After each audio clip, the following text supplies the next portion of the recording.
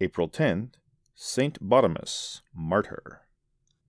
Bademus was a rich and noble citizen of Bothlapeta in Persia, who founded a monastery near that city which he governed with great sanctity. He conducted his religious in the paths of perfection with sweetness, prudence, and charity. To crown his virtue, God permitted him, with 7 of his monks, to be apprehended by the followers of King Sapor in the 36th year of his persecution. He lay 4 months in a dungeon loaded with chains, during which lingering martyrdom he every day received a number of stripes. But he triumphed over his torments by the patience and joy with which he suffered them for Christ. At the same time, a Christian lord named Nersan, prince of Aria, was cast into prison because he refused to adore the sun.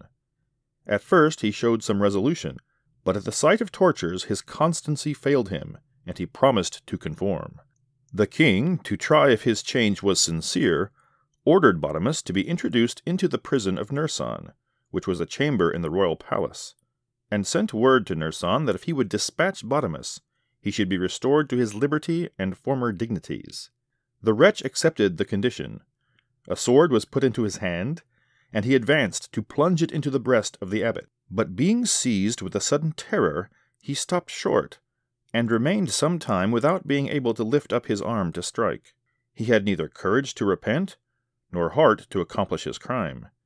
He strove, however, to harden himself, and continued with a trembling hand to aim at the sides of the martyr.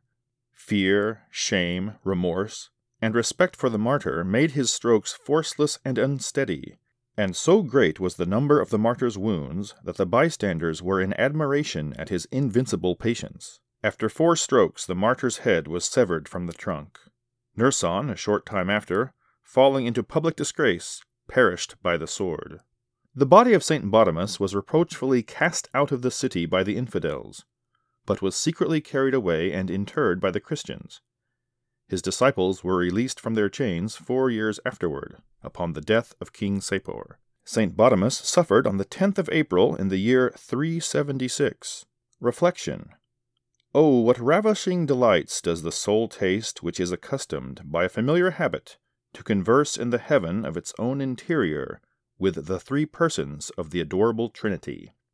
Worldlings wonder how holy solitaries can pass their whole time buried in the most profound solitude and silence.